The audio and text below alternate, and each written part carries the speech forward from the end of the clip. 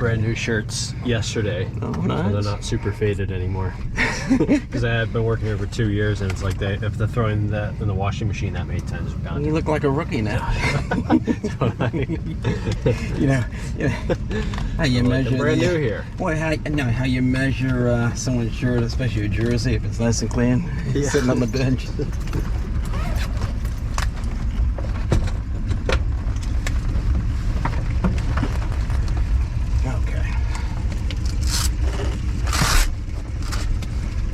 Is this window stuck or what? No, you have to press the little button right here. Oh, geez. Yeah, everyone gets that. No. Oh, it was weak. Alright, just scrap piece of paper.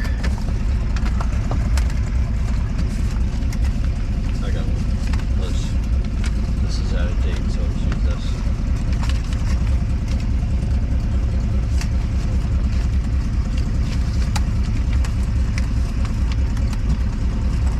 Go for a biplane ride sometime. They're a lot of fun. Yep. Well, maybe you and I will take one up. You fly them? I don't fly them. I don't have tail wheel. Oh. But it's something I've been wanting to get. I was focused on the CFII for a while, which I got that now. So hopefully, I think I'm gonna try the tail wheel, but I've just been so busy. Sure. I was hoping maybe September it'd start to die down. And then. Hey, can you do stalls with them? Yeah, we do part of the training. We do stalls with that. That's an aerobatic airplane. You can do rolls, you know. I mean, obviously you don't do them. rolls. Yeah, you don't do them in the tour though. Do you? No. Unless they want to. Unless they want to. Which is very rare. It's like it's even it's the only times I've ever done tricks in this thing is when I get the teenagers that come on and say, okay, the 0G. Yeah, can we like do a loop or something? I'm like, well, I can't do a loop, but I can do 0G, and everyone eats that up. Yeah. So, have you done that before?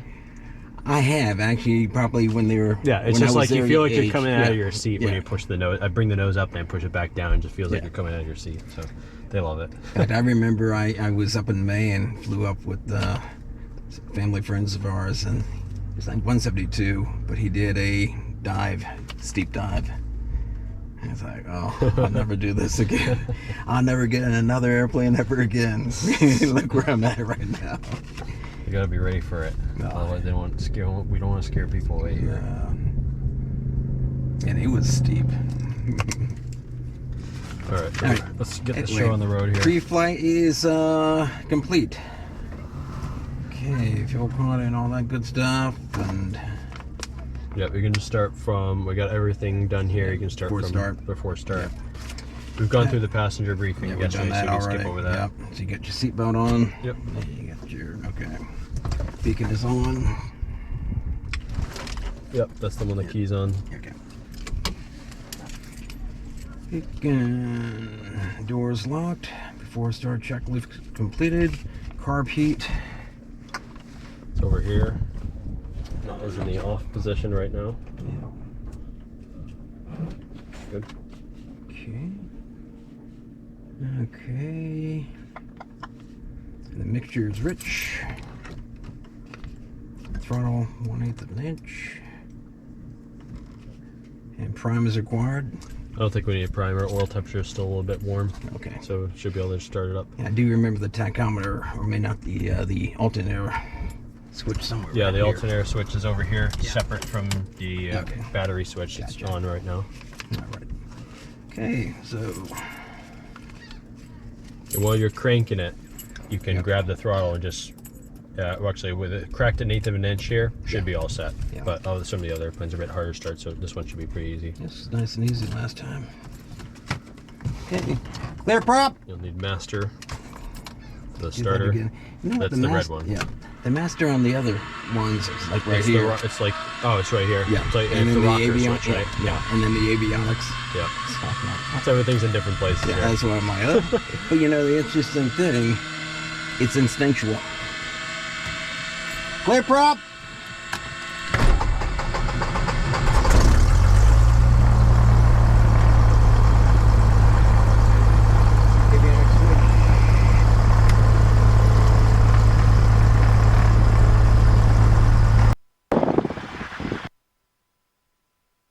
All right, testing 1, 2. Can you hear me? Got you loud and clear, how me? Testing 1, 2, you got me? I got you loud and clear. Gotcha. Alright, cool. All right. All done here. The mixture can come out about 2 inches. Yeah, 2 inches, 2 finger widths.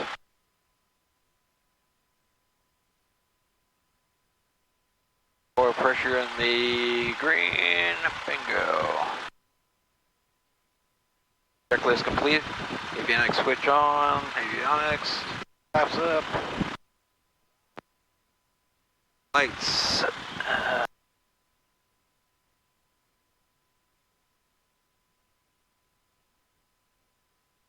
Okay, so that's complete there, so we'll test the brakes.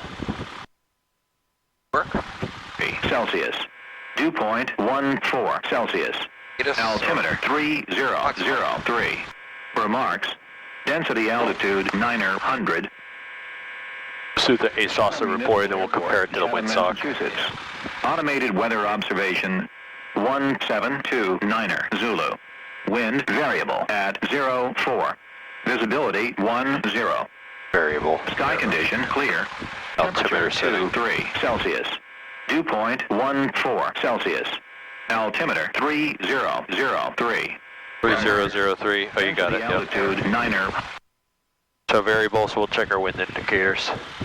We got 3 of them. We got the flagpole and then the 2 windsocks over here. Kind of take the average. Down by hair, you know, if it's blowing to the left or right. Okay. All right, so we're all set. Can taxi out? Yep, looks like we're ready to go here. So you can start, put yourself on the white letters. We'll take a look at the windsocks. Okay. We'll determine where to go from there.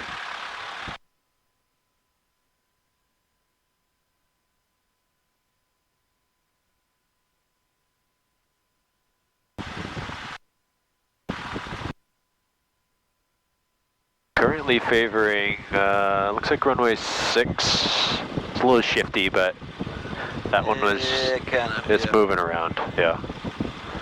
I'd say runway 6 based on the previous traffic. Runway 6, and we're going to favor left rudder, excuse me, right rudder.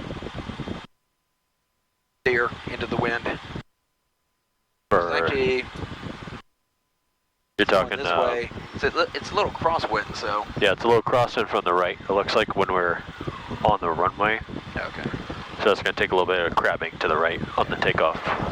I'll figure it out when we get up there.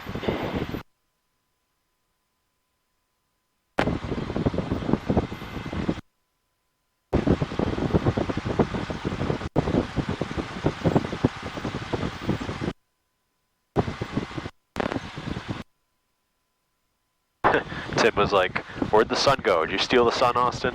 The clouds started rolling in all of a sudden. I don't mind not having sun. I mean, I feel like I'm an easy bake oven in Florida. Yeah.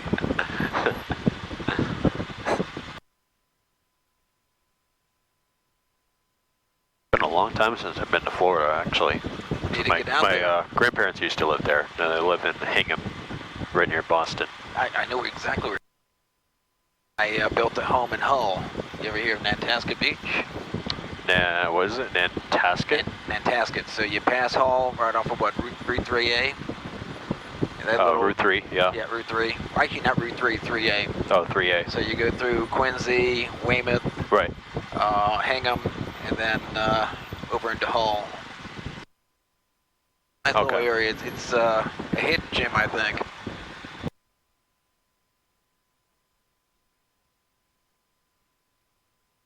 Okay, we're going to do a quick run up here.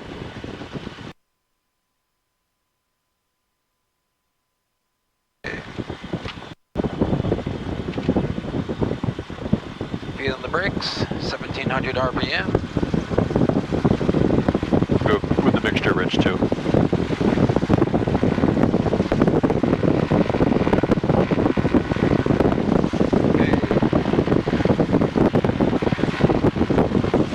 Magnetos, test in the right, no drop more than 125, back up to both. Test in the left, no drop more than 125 and no difference between 50 between the two, back to both. Now what I didn't do last time was test the carburetor heat, so you can pull that. It should drop about 100 or 200 RPM with it fully out. Yep. Now we push that back in. And if you push it back in, you can watch it go back up. Back it up. There you go. So idle down, completely idle down to about Yep. 800 RPM, and then back up to 1,000. Yep, that's as low as it idles at, and then you can just bring it up to 1,000. Yep. And we're going to our mixture here. Get taken off here. Light control is free and clear.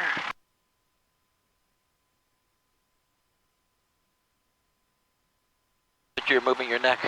What's that? I thought you were moving your neck Oh, around. no, I was looking. No. I do that sometimes, though. It's like, oh, I need a little neck crack sometimes, especially I'm looking at shark spotting. I'm looking off to the right or the left or whatever seat I'm sitting in. All right, so Chatham traffic, looks like, Skyhawk we are 710 complete here. uniform. We're taxiing.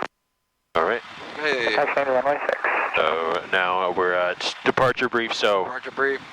Gonna make a departure off of runway 06. A right turn along the coastline on a away. yeah, so basically we'll take off runway 6 and we'll just kind of take a turn over the harbor here, Okay. and we'll just continue climbing. We'll generally keep our practice maneuvers around this area, Monomoy Island. Okay. I wanted to show you as well. It's kind of colored in. You see that little, that's a parachute there from the last flight? Yeah. And what I was talking about was this yellow line here. It says PJA, which I would assume being parachute jump area, ground to 1,200 feet. That's Excuse me, definitely 12,000 old feet. because they haven't seen parachuting here in like years. Yeah. Wonder whether that's still there. It's on the 4-flight map, so. I don't know. I've always seen it. Wave to Carter and his student. All right, so looks like we're all set. All right. We're up here. Looks like we're number 1 for departure here.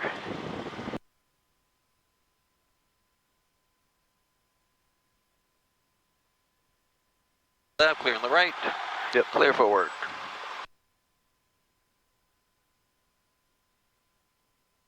Looks like final approach is clear.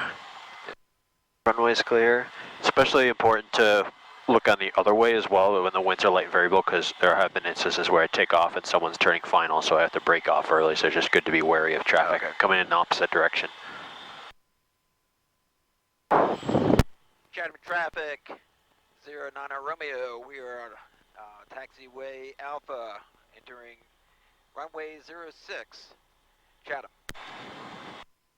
Great.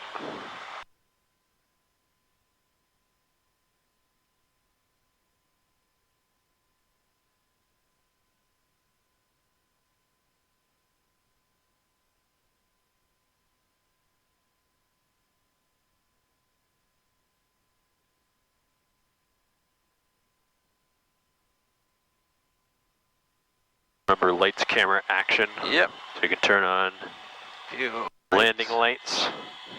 Would be these guys. And all lights are already on. It's on. Transponder 1200. Mixture full rich. Full rich. Good to go. And bridge floor, ready to soar. Go.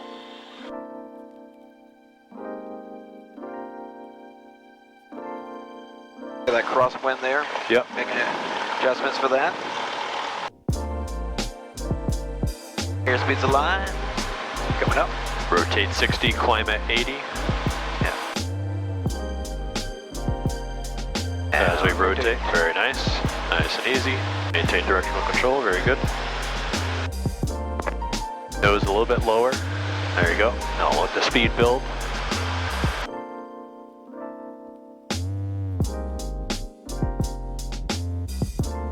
Feel that wind. Yeah, I can feel a little right crosser right now. You can turn a little bit more to the right to grab into it. We'll get above our obstacles here, then we can check back the runway, see if we're on the center line. Get rear view mirrors here. You guys have rear views? No, I had asked about that and they looked at me funny like, oh, we don't have that. Well, I did a flight review for a guy who, in his own airplane, he had a rear view mirror. Yep, we're pretty much on center line here. Nice. Beautiful takeoff. Thank you.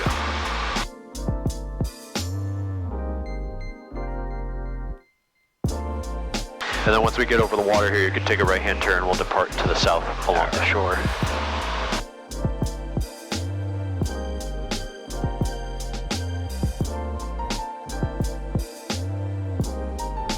And as we're flying along the shore, when we're low altitude, be wary of spotter planes looking for sharks off the coast. Zoom and birds and kites and drones. And birds, yeah. Everything. Mostly just birds and spotter planes. I've had a drone actually fly over me. Over you? Over me. In the pattern. Wow. On base. That'd be pretty high for a drone. Yeah. Actually, we're 900 feet. You could start a turn now? Yeah.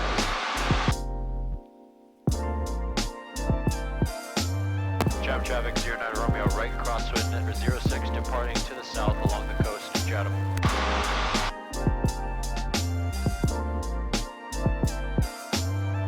Yep, looks clear so far. And the shark spotter is usually talking on 122.75, so sometimes I'll give a call here just announcing my position. Okay. Cape Cod shark spotters, you got 09 Romeo. It just took off for runway 6, headed south along the eastern coast, 1,000 feet and climbing. Just over the north curve right now. Any shark spotters out?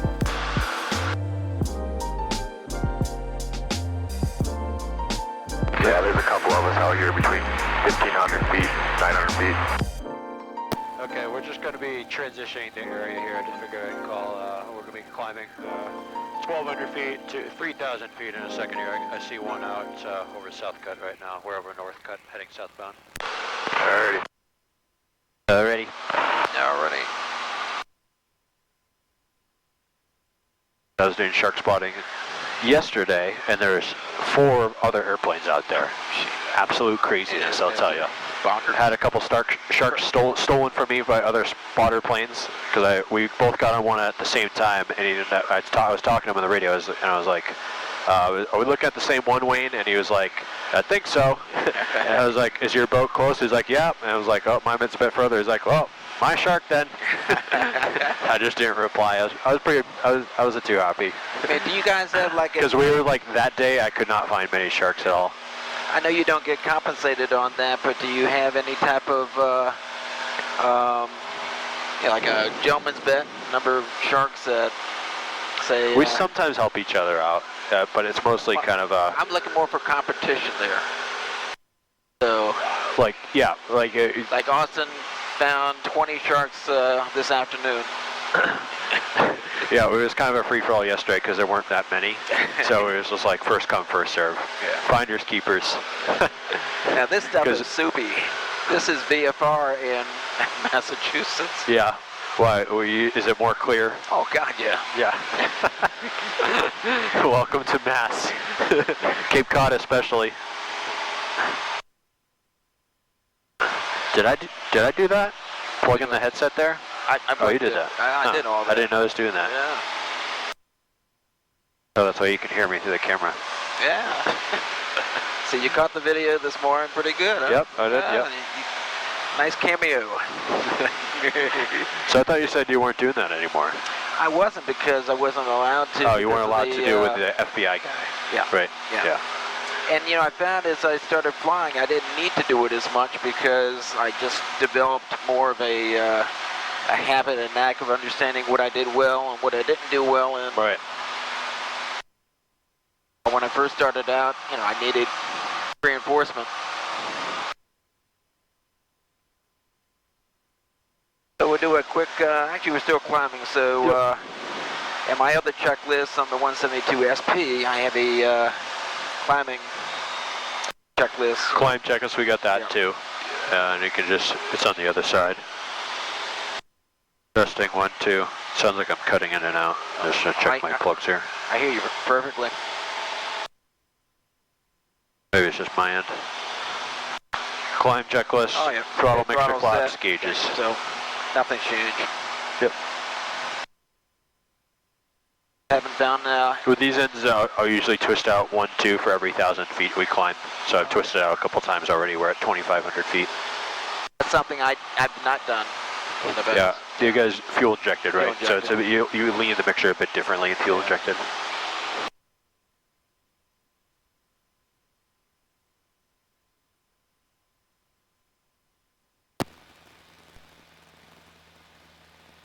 on the soup here. You're push to talks right there, so just be careful not to press that. My fingers are big and clumsy. Yep, so now we're over Monomoy Island, Cape Cod National Seashore. Protected land for bird nesting, seals, and great white sharks. Ooh. And sunfish occasionally. Oh, really? You might see a sunfish. We saw a couple sunfish today. There's a huge.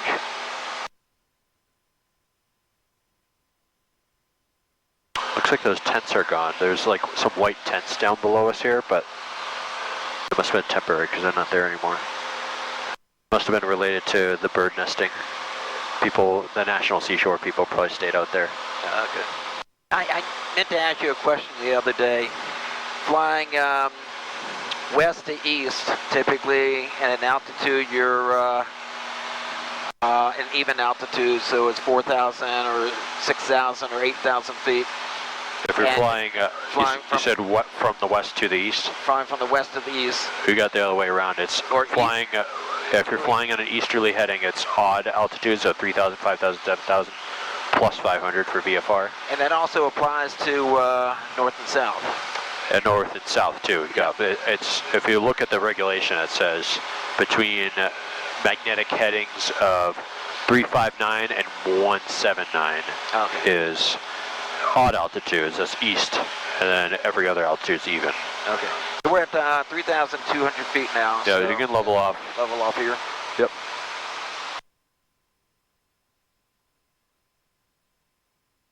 About 2,300 RPM is usually a good cruise RPM setting for us, and you can trim for that. I'll just trim up for that, or trim down rather.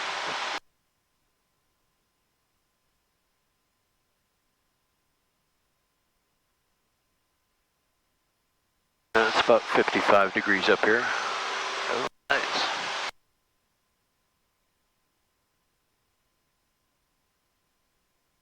Hey, looks like pretty well. Cool. Kind of going up right now. I can give it a little bit more nose down. I'll lean the mixture a little bit more.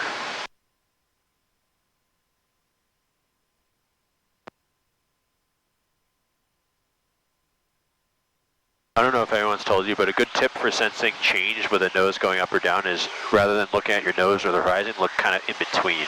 Okay. It's a little bit easier to sense if it's getting smaller or bigger. Or the Lindbergh effect, if you look on the side of the You got window. Lindbergh references too, yep. Charles Lindbergh. Yeah.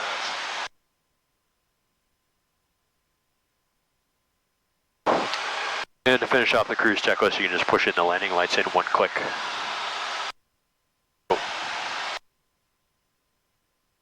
Alright, yeah, so I figured we'd start with some of the basics like slow flights, but before we do that, let's do a left-hand 180, we'll clear the area. Okay.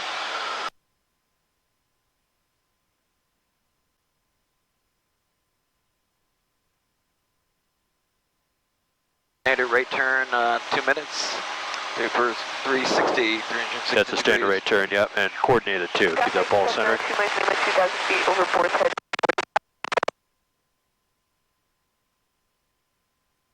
Up on the ball. Yep.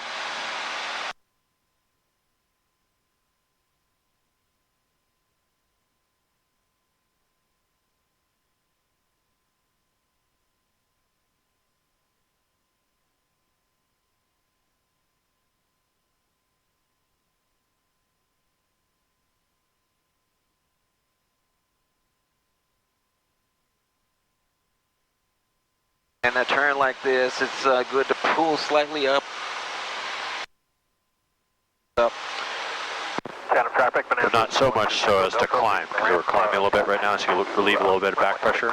Yep. And that's good for the turn. You can roll wings level here. Now sometimes for slow flight, I like thinking of the practicality of slow flight, like when you'd use it. And I do it a lot for landing, yep, and I do a little bit of slow flight for shark spotting too. So both to save some gas and to search one particular area for longer because I'm not cruising over as quickly. So the speed I usually use for that is 80 miles per hour. So why don't you slow ourselves down to about 80 miles per hour and hold level flight at this altitude. And what typically is 1700? Yeah, you can pull it back to like 1700 RPM to start. Okay. And anytime you're keeping the RPM outside the green arc, you want a little bit of carbine on, so you can just, well, you might as well just pull it all the way out, it wouldn't hurt. It's going to drop it down anyway, which is good. Pitch up to bleed off the speed. So we're descending right now. So to hold altitude, you pitch up, and that's going to change both airspeed, and it's going to allow you to hold your altitude as you pitch up.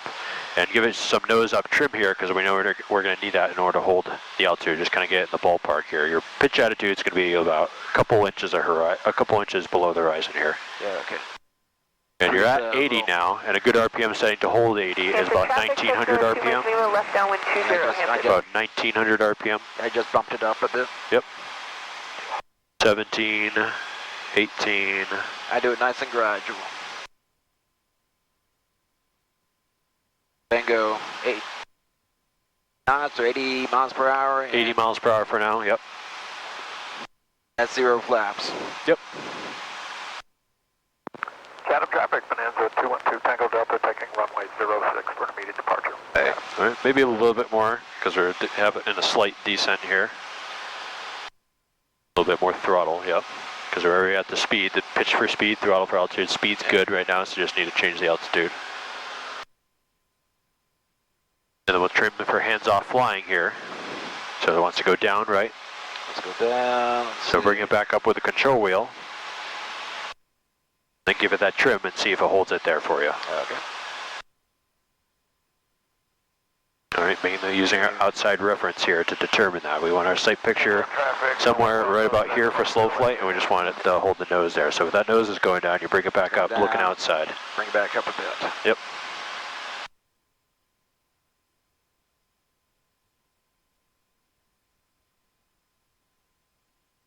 Looking pretty good right there. Why don't you give us a turnaround heading back towards Monomoy? Left or right? Doesn't matter. Either direction. Keep it coordinated too. I think you're holding a little bit too much left rudder here. There you go. Yep. Perfect. That ball centered, and you're probably not holding any rudder right now, right? Because for the left-hand turns with this airplane, you probably won't need any rudder at all. But for the right-hand turns, you'll need a little bit. Chatham traffic, Bonanza 2 Tango Delta, upwind runway 06, turning left, out over the beach and back to Falmouth, Chatham. All right, very nice level turn, 80 miles per hour, looking good. Again, roll wings level here is good. And we'll fly straight for a bit. Go ahead, roll wings level here.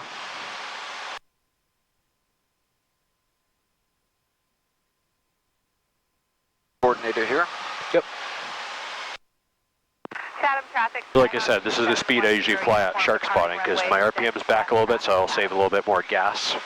And I'll be able to just kind of look off the sides and search one particular area for longer. Maybe I might do like a gradual circle, either left or right.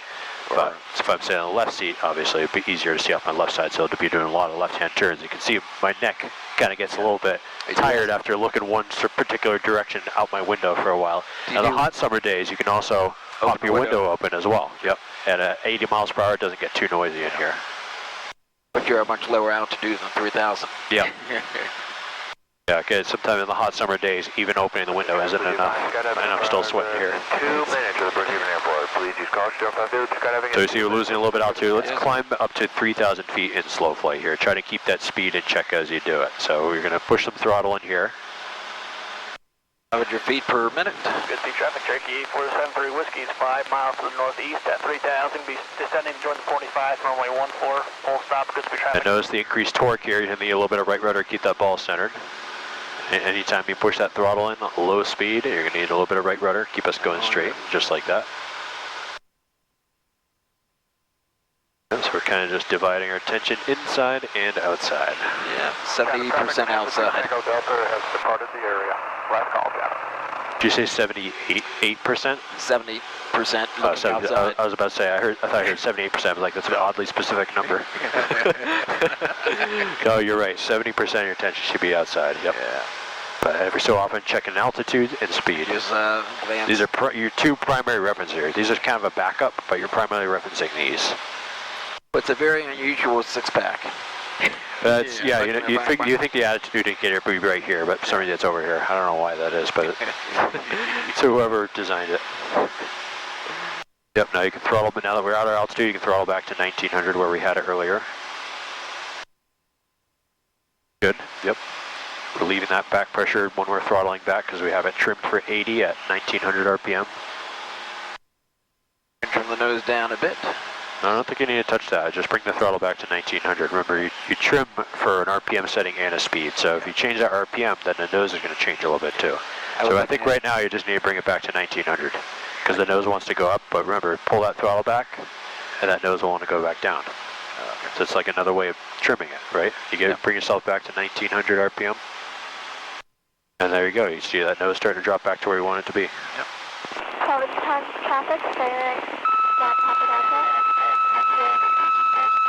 It's good to understand that relationship there between the pitch and the power, because when you're low and slow on the final approach, by adding throttle, that pitch is going to increase further, and you're going to get even slower. Yeah, so you have to make two inputs, throttle up and nose down.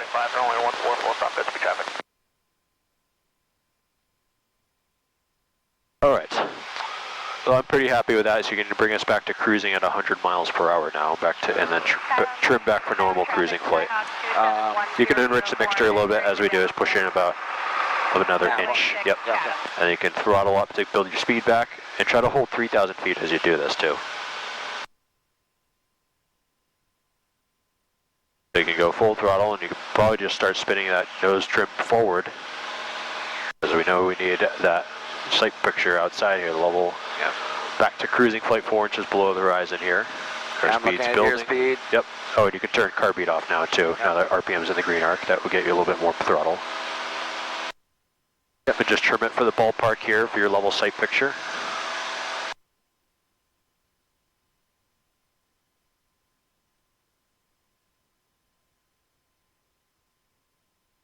Your speed's at 100 now. Now you can back off the throttle, 2300 RPM.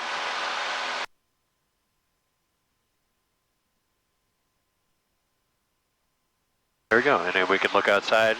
Our sight picture looks pretty good right now. Yeah, everything's Hands pretty off. stable. It's going up a little bit. I can sense a little bit of change getting smaller, so you can bring the nose back down with the control wheel first. No, bring it back down with the control wheel first. Okay. And then what I do here is let go of it again, because it takes a little bit of time for the airplane to settle. Oh, okay. But if it goes up on you again, then you reach for that trim. Gotcha. It's usually the way I do it, because sometimes you end up chasing the trim if you just keep moving the trim around. Because right now it went up a little bit again, so now reach for that trim. Down a bit. Yep. Drop. Yeah, outside looks good here. Yeah. Now, of course, if we don't touch the control wheel, there's a little oscillation effect. So we kind of have to grab the control wheel and say, we want that nose a little bit lower here, so you just push that forward a little bit more. And then, again, back up, get your hands off and let it settle. I was pushing and there we go. I was pulling it up because we were increasing in speed. Yep. Okay. Back to level.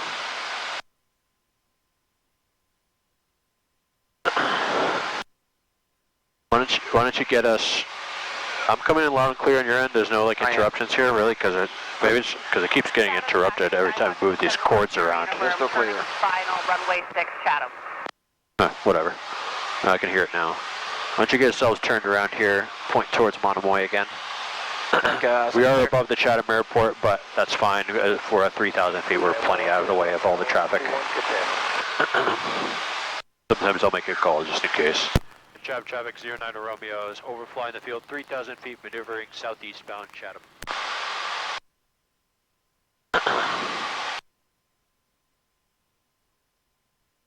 We're 3,002 now, so you can, let's try to hold 3,000 feet. So. Proper altitude, pitch and speed. On the throttle. Sorry? We're going to reduce on the throttle. Yep, pull some throttle back, descent, yep. I Do you notice how when you pull the throttle back, nose goes down, therefore a slight speed increase? Just something worth pointing out. And the seesaw effect. You can continue the turn, we'll point towards Monomoy Island. Yep, good. I feel you pressing the right rudder, keep that ball centered. It's really just for the right-hand turns in this airplane. The left-hand turns, you pretty much don't need any rudder. Yeah. There's a plane I used, 655 Papa Delta out of Sarasota, and the rudder would stick. It would stick. It would stick. Enter the pattern at Chatham. If I would have to say, oh, my controls, and then you would jerk and jerk them. Jeez, that's a bit sketchy. That's why when I came out to see you last year, I couldn't taxi, I couldn't do anything. Because you were used to that stickiness? Yeah. Oh, man. So this is like driving a Cadillac compared to a jalopy. Whatever that's like. But you know. In long way, I think it taught me to... Yeah. So you bring it back up? Yeah.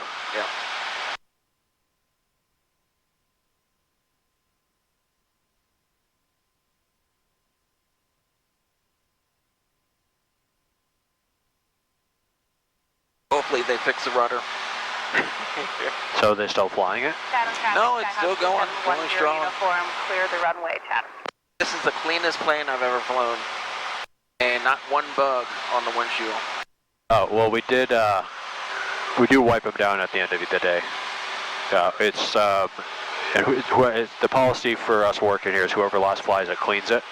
And windshields, get the bugs on the leading edges with some soapy water. This is cleaner than my car. I need to have you clean my car. Yeah. And then degreasing the bottom too. We don't have to degrease the whole entire bottom, just every time, but it's just the spots where it collects, like on the wheel pants and the nose. And then there's a little anti-corrosion material that's kind of seeping out all the time that we hit that as well, because to keep it around the salt water. And you do that nightly? Nightly, yeah. If it flies a lot, especially. If it does one flight in one day, then we just skip it because it's usually not dirty. But if it flies a lot, then we'll clean it at the end of the day. Yep. Pretty much every night. And what are these islands here in front? Out further ahead. Yeah. That's Nantucket. Oh, that's so Nantucket? that's the same. Yeah, that's where the examiner comes from. Actually, the examiner comes from that small island to the right of Nantucket. That's Tuckernuck Island. Okay. There's a private grass strip there, so that he has access to, and it's kind of owned by a couple other people who have properties there. So he keeps an airplane there. The runway's about 1,500 feet long, grass runway. And so when we do the test here, he flies over to Chatham, and we just do the oral right inside my office, and then the flight around the pattern here. With probably a couple landings at Hyannis to talk to the control tower during the test for the check ride, but it's just in the local area here. That way, it's best that way because my students are already familiar with the area. Southwest part of the area. You want to do a couple stalls? Sure, whatever you like to do. Let's do a power on stall. We get a little crazy to start. Okay, yeah. So you know how to prevent spins, right? Oh, you better believe it. Yeah, like the other wheels. Don't turn, don't mess anything up. So a power install, we're going to simulate taking off. Yep. And we're just going to pitch the nose up so high that it just, the airflow over the wing ceases to exist, and it putters, it stalls. For us, it's about 15 degrees nose up. So if you put the dot here, put it like right in between the two hash marks, and you hold it there, that will get your full stall. In order to hold it there, the slower you get, the more you have to pull back. So we're going to do full throttle. Yep. And kind of slowly pitch up to bleed off that speed, because we're still at 90. We're a bit fast. And we're going to make sure that we're coordinated. Coordinated, yep. Try to maintain the same heading too. So we're starting on this heading right now between 1-5 and south. We'll just kind of hold that. You can use your outside references, the Lindbergh references, right? Yeah. Keep yourself going straight, keep these wings level. Your primarily rudder control, ailerons are becoming much less effective when you're getting slow. These are not going to do anything when you're stalling. It's all about rudders. So when you're stall recovery, your first motion is always nose down before you level wings. So our wing horn will enunciate shortly, and we'll continue for the full stall. Yep, just constantly increasing back pressure at a constant rate. That's the imminent stall. You can recover by nosing down. Now let's bring it back up and let's go for a full stall here. You ready? All right. All right. Just hold the nose no higher than this. Just kind of hold the nose in this position, continuously increasing back pressure in order to hold it there. Just keep pulling back at a constant rate, all the way till you feel the wings start to rock or the nose goes down. You recover by nosing down. Keep it coming back, you're almost there. Very good coordination right now. Nose down, there's the full stall. Beautiful. Beautiful. build speed and you level off here. Yeah. Yeah. Last time I did. That must have been a while since you did that, huh? Well, no, it wasn't coordinated, and all I saw was a red bar, and I'm like, oh, sugar. Well, I usually show my students that when they're forgetting to put in the rudders. I'll usually demonstrate it. I'm not going to have them do it, but like it's great for you to see. If you do no rudders, you're having to constantly roll the control wheel, and at some point it just stops working, and the airplane will spin to the left. I have to thank John at the Pilot Place Sarasota for that lesson. Thank you, John. Yes, John Holloman. Thank you. And he just laughed at me, and I was sweating bullets, man. So we all got to learn to see it at some point. Oh my gosh. You can throttle back and level off back to cruise flight here. That was a very good power on stall. I'm happy with that. Seems like you're very aware of how the airplane controls. It helps when you see your light flash right before I'm sure your it does. eyes. Yeah. I was reaching for stuff. I was reaching for the flaps and zero flaps. It's like, he was like, what are you reaching for? The flaps, the flaps. It's like, that's not going to help you. Were you like still spinning this whole time? Yeah. You're corkscrewing down. That's why we go to high altitude. We do these in case that happens. Yeah. So anyway, we're almost halfway to Nantucket. Yeah, we're almost at Nantucket here. We're still kind of over Monomoy. Yeah. But yeah, Nantucket's like a hop, skip, and a jump from here. It's about another 10 minutes and you're landing. Class Delta airspace. Kind of almost encompasses the whole island. It's like 5-mile radius. Okay. Looking right here. Class Delta would be right about here, so. That line right the there. symbology, you got it right here. Okay. So yeah, we're plenty far away from that. It's another 20 miles to go. 2,500 feet's the top. Yeah. My reference here, finger points. So it's 11.6 miles out. I like that. I should try it on mine sometime. Yeah, I love it. I think mine's That's the only thing I've learned. Yeah. And stalls. Yeah. All right, let's get ourselves turned around. Let's head north. Left turn, right turn? Yep, left turn. Do you guys have like a practice area over at Sarasota? Yes, we do. It's called the East Practice Area. It's about 15 miles north, actually east of the field. Oh, okay. And there's a tower, about a 1,700-foot radio tower. We call it the Needle of Death. Oh, gotcha. And I had that circled in ForeFlight. The Needle of Death. The Needle of Sounds Death. pretty menacing. Do you guys get advisories from ATC, or do you just make radio calls in the practice area? In the practice area, if we do flight following, you know, they give us vectors and things to do what we need to do, and typically we just break off and do 1,200 Gotcha. VFR. Yeah, because if I want advisories, like I could do it right now with Boston Approach 118.2. And it sounds pretty quiet, so I think I'm just going to hop on here and we'll get squawk code for advisories real quick. Okay. Boston Approach Skyhawk 6009 Romeo is 3,600 feet right over Monomoy Island. It's about 10 miles south of Chatham. Request advisories for airwork.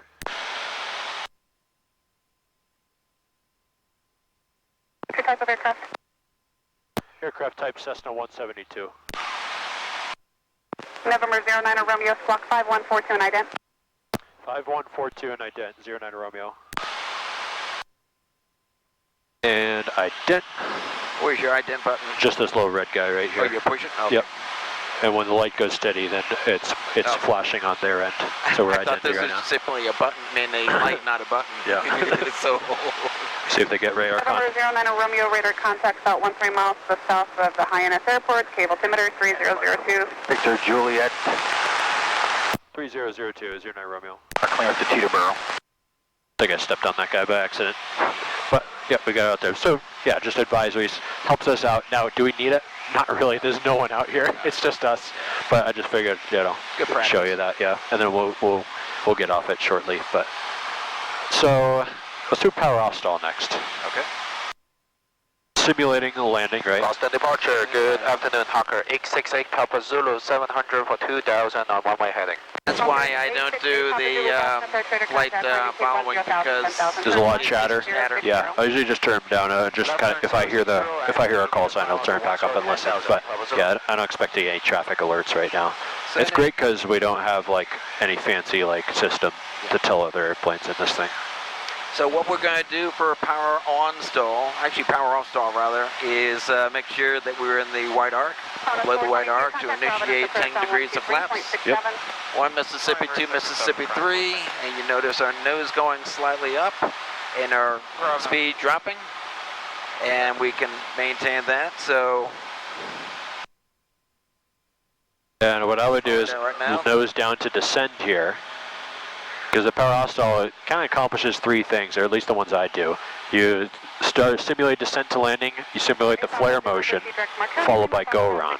And that flare motion is that power off stall when you pull the throttle down. So you can get your flaps to 30 degrees here. Okay, so I just power down. We'll bring your flaps to 30 degrees. 30 degrees. Like we're landing. Yep. And then you'll power down. Yep. Okay. Power down to idle and go for a full stall here. All right, try to hold the same heading as you do this. So we're going north right now. Continuously increasing back pressure at a constant rate, like you're flaring. Keep it coming all the way to full stall, and then you'll nose down the first thing you're going to do. Almost there. Keep it coming. What type of approach did you want in there? I think you're pretty much there now. We get a little closer. Can we get lower, please? Oh, it can go back a little bit further. Technically, it's a There it stall. is. There we go. We got it. All right. Yep. Keep that nose in check with the pitch. Yep. Full rich in the mixture. And flaps to 20 degrees. Just to 20. Yep. And keep the nose coming up for the climb. This is our go around. Yep. Bring the nose up for the climb. 77 Quebec, just going to maintain 4,000. Down to 4,000 for 77 Quebec, thanks. We dropped maybe 100 feet in that, so it wasn't that bad. Yeah, I mean, that's about that's what you can expect to drop, right? Yep. Yeah, for that full stall, I think we were just barely there, but you just need to kind of bring it all the way back to your chest as far as you could. You can level off at 3,000 feet. 12.8 for 1,000. Alright, 1 Boston approach, roger, and advise me of information. You can check that off the list. I hate stalls, by the way. I used to love them until my incident with John. I think you just need to practice it more. Then you get more comfortable. Because I guess you were never until that point. You were never expecting a spin. You know. Scared the crap out of me. I'm sure it did. Scared me when it first happened to me when I was doing my private pilot training. Lesson number 6, I think it was. Say that again? I was 19 years old.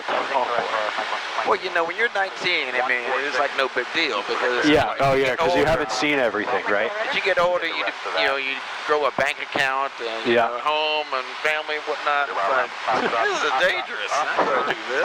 Bravo, Sierra. Roger, Mike, Oscar, Bravo, Sierra. And Twilight 1, just going to I have steep turns next to our list. You want to do some steep turns? Sure. So let's try to do, let's see, how do you usually do it? You pick an outside reference or you pick a heading? We're hearing clearance delivery on 118.2. I just go for it, just wing it. So in my turn, I'll point out a reference. Okay. And I'm looking at here, 45 degree Yep. Echo bank turn, so we can do right or left. Sure. All right. Let's do one to the left to start. All right. All right. We're going to try to hold 3,100 feet is where we're at right now. Try to hold that throughout. That's 50. We just departed Plymouth. We're at 5,700 feet, about 10 miles east of the airport, looking for an IFR. All right. Probably want to add some throttle here. That'll help you keep your speed up. Continue rolling. And what I'm doing right now, I'm referencing the vertical airspeed indicator. I'm looking at this Yep, come up here, a little bit more bank for 45. 45 is right in between these two lines. Okay. So that's 30 you're at right now. Roll it more. And now you're going to have to start pitching it up as you get to 45. All right. Bring a little bit more bank and then start pitching it up here. Yep. Bring that nose up because our nose is a bit low. There you go. The test 50, you're in Boston's airspace now. Contact There we them go. on 120.6 for your IFR claim. 12063, is that correct for Honda Test 50? Just 120.6. 0.6, thanks, Honda Test 50. All right. Number 90905 Foxtrot Boston Approach. Were you checking in? Good up on altitude. I would have gone a little bit more bank though. There's our wake. But a little bit more bank for 45. They try to put that white arrow in between these two hash marks, right in the middle. And that's 45 right there. Also checking in. Another one to the left. This time, let's go a little bit more bank to 45. All right. 3,000 right now. Yep. 130 Boston Approach, roger. Air Trainer 58, what altitude are you climbing to? We'll head back down to 3,000. All right. Remember to pitch up here. Yeah, pitching up. Losing altitude 500 feet. Yep, primary referencing. Our outside sight picture here, this is about what it looks like to be level. A little bit more bank, roll a little bit more to the left there, and a little bit more pitch up. Your nose is very low right now, you got to pitch up a lot. Because the problem with looking at here is this is very delayed. Yeah. So I would if you're going to look at anything, I'd look at here where the little white dot is for your nose. That's going to tell you what's going to happen, what's about to happen. If your nose is high, you're about to climb. Okay. If your nose is low, you're about to descend. Is that our wake or what? That was our wake again. Yep. So it means that you did it pretty good on the altitude. Because now hey look, we're back at 3,000. But I was just pointing that out so you would catch it. Because we were going to start descent there. And you said you were primary referencing this. I would use this as your primary reference because that will show you instant change. This will show you change over time. But that's going to kind of take a little bit to set in. Yeah, I'm looking at several things. Limbic reference outside. Yep. I'm looking at six-pack, vertical airspeed indicator, horizon, artificial horizon, and then the altimeter. Why don't you give us, we'll do one to the right, but your first point towards Monomoy here. You could give us a left turn to get there. Turn. 5 Mike Tango, Roger, I'll have your climb shortly. Person's busy. I guess we just happened to come in when there was a break in the action. I was like, yeah, we'll just get advisories here. Contact 1 mile north of the Marston Mills Airport, the cable altimeter 3002. Talking really fast. Usually I guess it's rush hour right now, I think, for Boston. The T is broken. Yeah, the T's broken, yeah, I know. That's going to be detrimental for the commuters. It's more beach time for me here. I'm not going up there.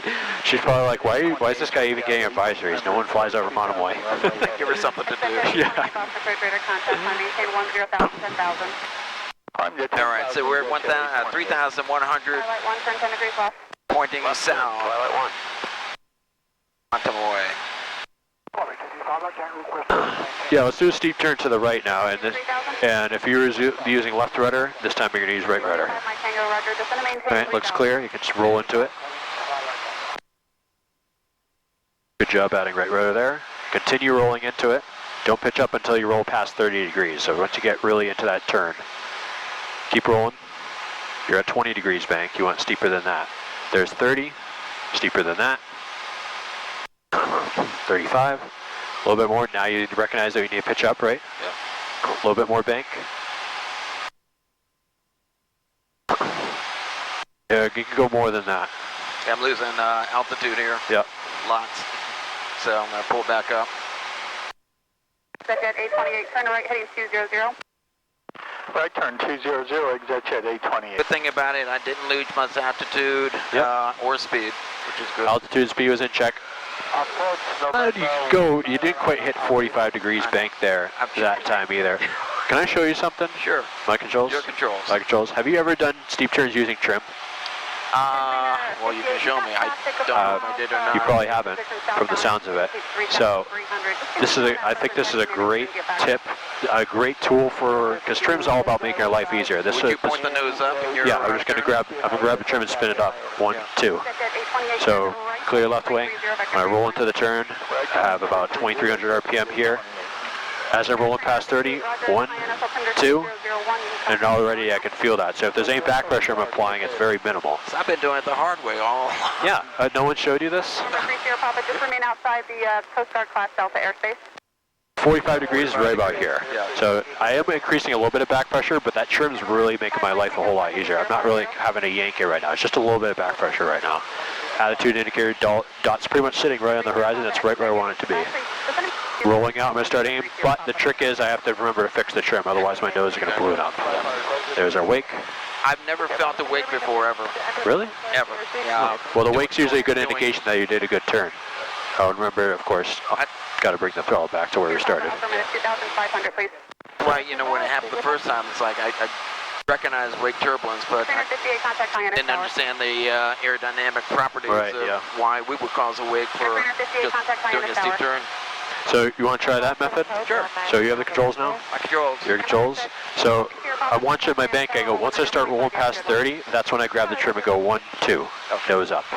All right? Let's make it left turn. Yep. Add a little bit of throttle now. Center on 128.75. And now reach that trim, go 1, 2, and then apply just a little bit of back pressure. On 126.1. Just pull back a little bit. And look at that. Holding pretty consistent altitude. See how much easier this is? And you're able to, it's a lot less task management here. Now you just have to keep track of the bank angle. We'll just did a little bit of back pressure. Not putting very much on it. Right. Steady on the altitude, steady on the... Once we roll out, we're going to point towards Nantucket, roll out. Remember to fix the trim. Go bring it 1, 2, nose down. 1, 2. 2, nose down. To Juliet. Mike Tango, got traffic at your 11 o'clock. And then pull the throttle back. Look at that. What do you think? Man, thank you for showing me that. No, I can't believe no one showed you that. No. I know in steep turns, the advantage of doing it the way you showed me is that you get the feeling. And I definitely show my students that first, followed by the method I usually use. But this method, I'll tell you, it helps you out a lot. And there's no like... You're not fighting it. Yeah, exactly. There's a lot less task management here. We know that we have to do a steep turn for a long time, so just bring that 1, 2 in there, and the examiner's not gonna stop you from doing that. And there's less G's. You feel less G's that way. It's like, yeah, there's less of a feeling, but it's basically like a little bit of autopilot there. Like that. So. Last time I did, steep turns like that, I mean, I've done them all throughout, but no one's ever shown me the trim. Exit 28, correction, exit 828, contact Boston Center. All right. You need your red pen there? What's that? You need your red pen there?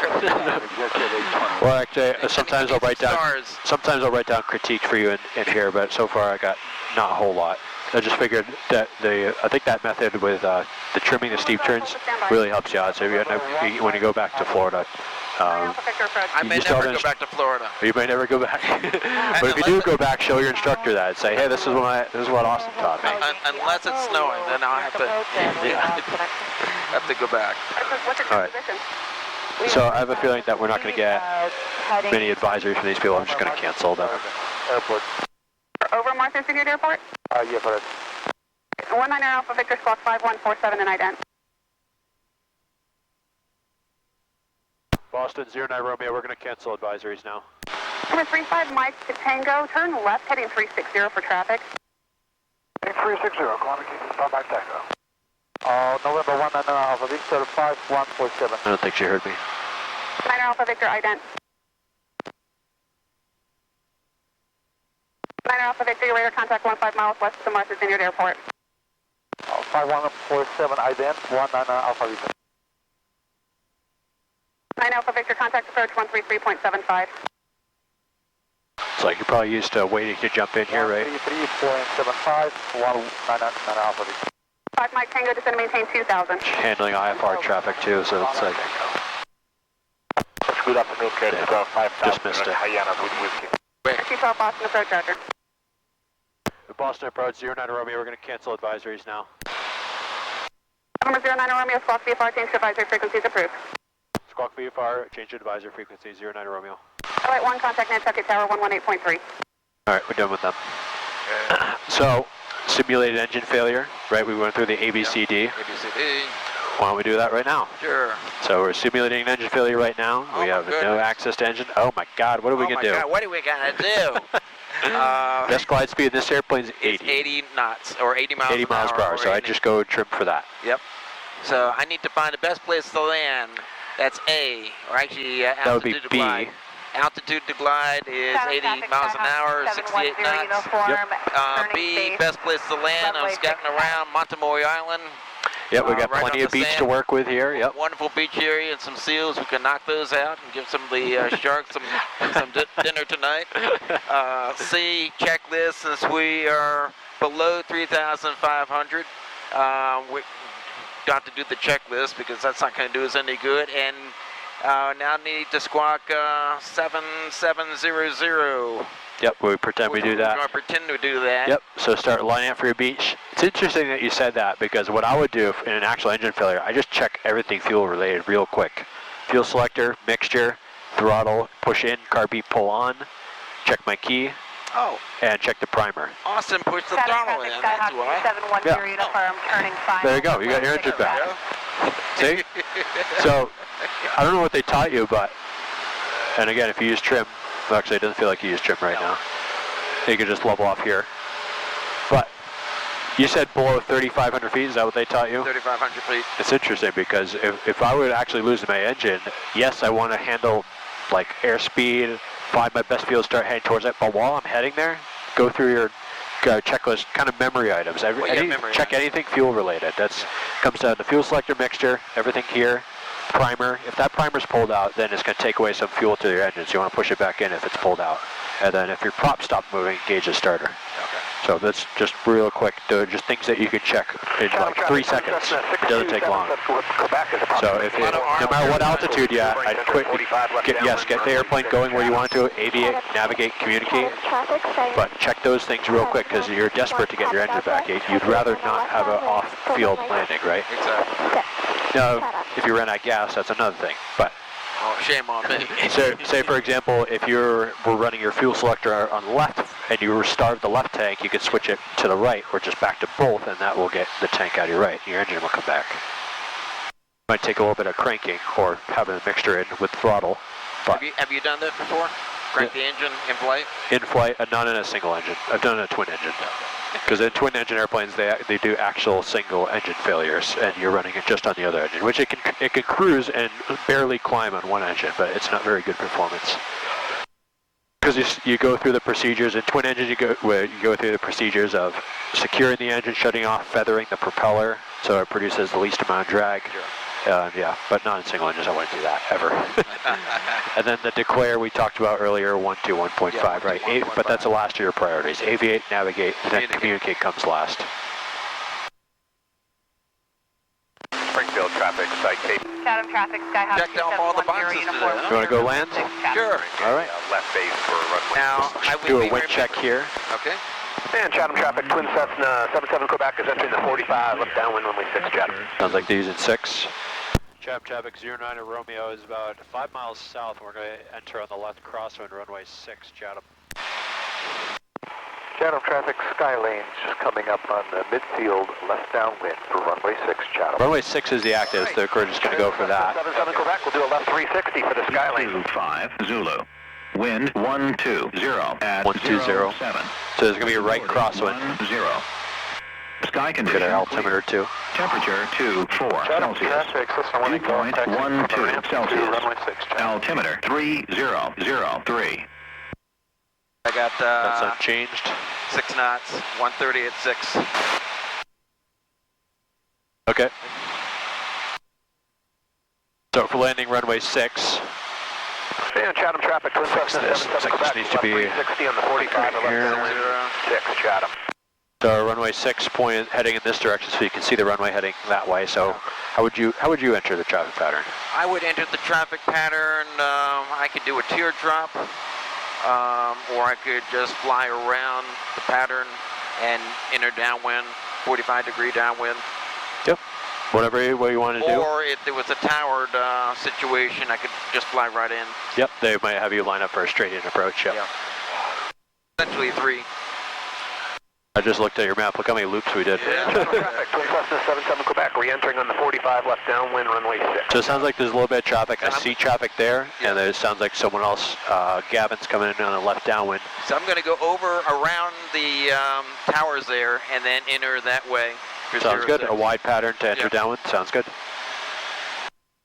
And it's a good idea to stay above pattern altitude until you're approaching the downwind. Then you can descend for the downwind. Yep, sounds good. And that way I can extend downwind if need be.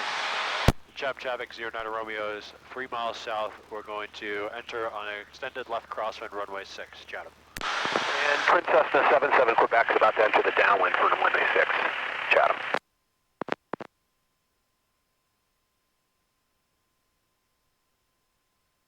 See what time it is.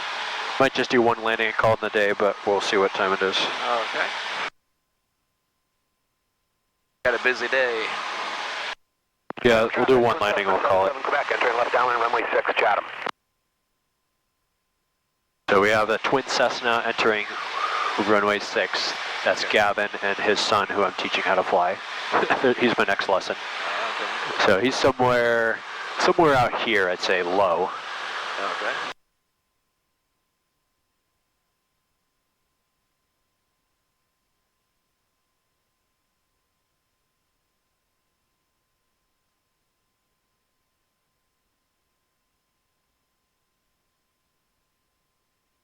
my announcement right now. Are you entering for 24 or 6? We're at 1,700 feet and we're just going to fly extended pattern here. We're going to enter on the left crosswind for runway 6. Gotcha, thank you. 77, Quebec. Chatham traffic, Skyhawk. I got him in sight. 0 uniform departing runway. He's coming up at 9 o'clock low. Oh, okay. He thought I was on a left down for runway 24, but I told him we're at 1,700 feet here. 77 Quebec is left base for runway 6. Yep.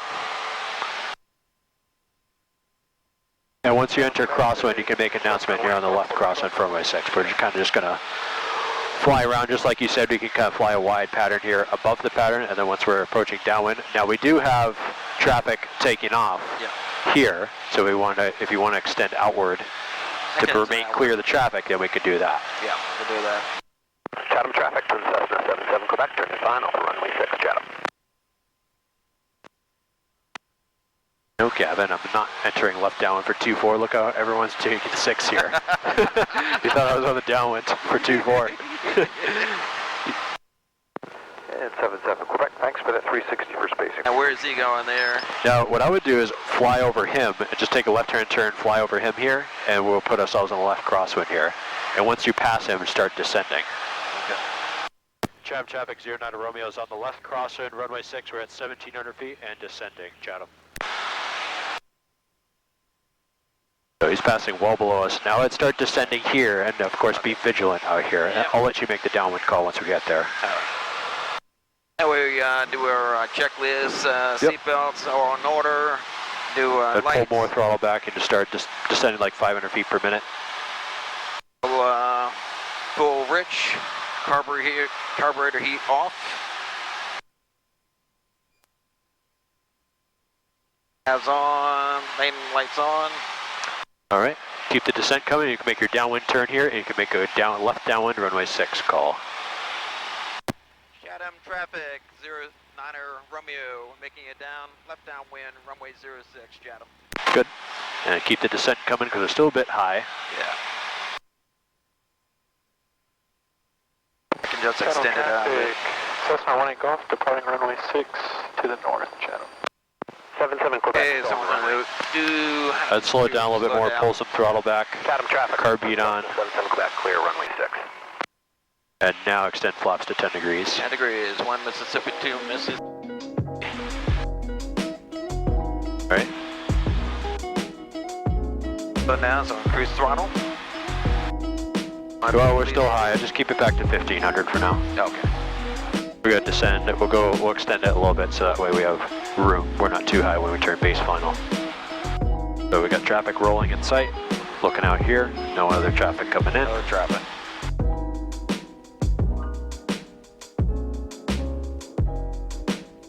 Turn a little bit to the right. I think you're kind of cheating a little bit here.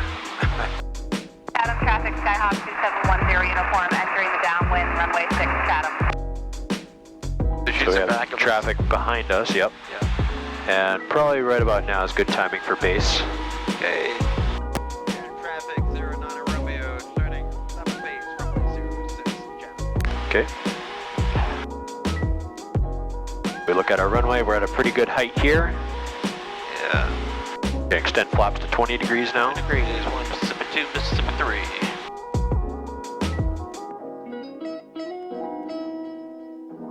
Looks clear out to our right. Yeah. No one's on the runway.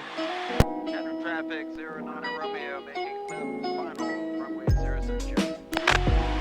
All right. Still a pretty good height here. Yeah, we got 2 white. Yep. I'd add a little bit of throttle here and then add some flaps, 30 degrees. 3 flaps. Just 1 second, there you go. All right, here we go. All right. Keeping ourselves on the center line, keeping our speed in check here. So I'm doing a little crabbing right now. Yep, a little bit low, so add some throttle. Uniform, turning base, runway 6, Chatham. More throttle here. Yep, don't pitch up too high, just throttle in now, because we're low. Throttle in, yep. Bring us back to the center line. There is a little bit of crosswind that I can help you out with, but start pulling some throttle back now. All right, we're right on center line. A little bit of right aileron, left rudder. Pull up for the flare, nice and easy. Let it come down, let it come down. And then pull up again here. On the center line, light touches in the pedals. Alright. And 77 Quebec requesting fuel, please. That wind caught me a bit. A little crosswind action there. But hey, not too bad. Did a little bit off the center line, and we could have let it get a little bit lower, but... I wanted to actually do a little bit better and 10 uniform, turning final. copter landing. Yeah, we just needed to let it get a little bit lower there, and that's just getting used to the sight picture of landing this runway. So that landing was for one of my mentors, Bill Bailey, Captain Bill Bailey, retired United Airlines captain. He told me simply, just fly the damn airplane. Just like you drive a car. So Bill, you'll be watching, and thank you. Thank you, Bill. 09 Romeo, clear runway 6, Chatham. All right, let's go ahead and park this thing. I can take a right-hand turn here. Oh, okay, well, good, huh? Yeah, it's just another taxiway we can take. You can take a right here, then a left, the next left.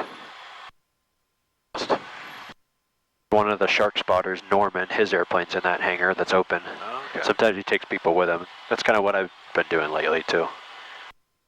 Because it's just regular passengers, or just like either regular passenger or one of our students or whoever wants to go, they can just tag along for the ride, and they don't have to. It's no charge for them because I'm getting paid regardless. Doing the shark spotting. Sometimes it gets boring up there. But just by myself.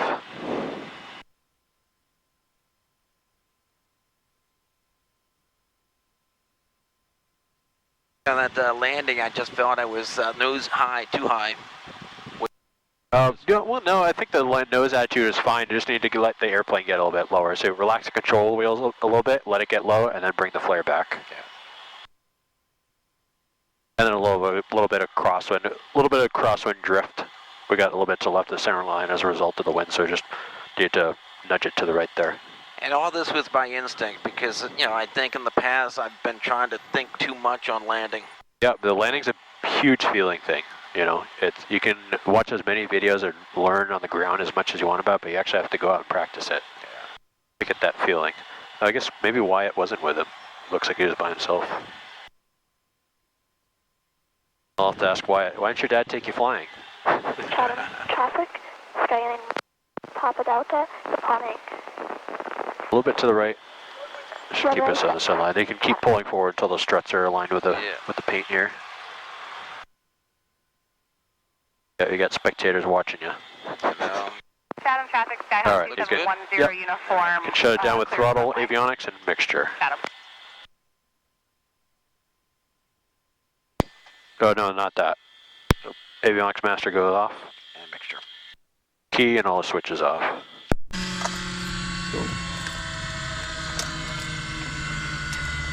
Well, thank you. I think a good takeaway was the steep turns, right? Yeah. So thank you for the trim. We learned another method to do that. I used two main methods. One, the one you did, and then one I showed you. Mine was much more difficult. Yeah, trying to fight for it. I know. I think it really helps if you, especially for the flight test, if you just do it that way, because that will just, all they're looking is for you maintaining within your standards. Yeah. Altitude, heading, and all that. And I kept altitude and heading. So. Right. Exactly. So we can do that more. The more we fly. But I think next time we'll probably just focus on the landings because we're pretty much seeing all I need to see. How you doing, Gavin? Oh, you're welcome. Well, we stayed above you guys because we saw it was busy, so we just kind of went out. The Skylane just totally cut me off. I looked out there. I heard you did a 360, yeah. I'm like, oh, and then thanked me for it. I'm like, well, tough day. That was the guy. He owns that airplane. Okay. Twin Cessna. It's the only twin engine on the field. He keeps it in one of the hangars back there. So, improvement-wise, from what you saw a year ago? I'd say you improved, definitely. So, thank you, Pilot Place. Yeah. It's just been too intense, though. Heat and everything else. So I think coming here... and I talked about the airport environment, too. Yeah. It's like the busyness. It's a lot easier to learn the flying skills here, and then the air traffic control. It's great to learn there for air traffic control. You're probably very familiar with it now, but it's like the flying stuff might takes a back seat while you're trying to deal with that stuff, you know. It does. So if they're doing it properly, the instructor should be handling all of that at the start, and then well, just teaching you the basic flying. It was funny on the drive up here last year. That's what I practiced. So if Waze, you know, the GPS, you know, navigating you on 95, you know, make a left turn, I would simply repeat what Waze or the GPS told me. So reading back instructions. Yeah. I kind of relate this aviation stuff, the communication piece, almost like Simon Says as a kid, and I was never good at Simon Says, so I had to really concentrate and focus on what did Simon say before I go off and do it, and try to repeat it verbatim. Right. So, no, that's good. Good flight today. Thank you again. Yep. Like that. That's probably the main. That's probably the only thing I would say to take away from today. Or maybe the left rudder thing too. I noticed when you're pushing a left rudder, the ball's swinging out of the center. So when you're making your left turns, just don't touch the rudder, and that ball will stay centered. Yeah. And it's really just the right hand turns for this airplane. All airplanes are different, but that's just the way it is in this particular one. Alrighty. All right. Thank you again. Yep, my pleasure. Alrighty. It was fun. It was fun. And the sun came out. Yes.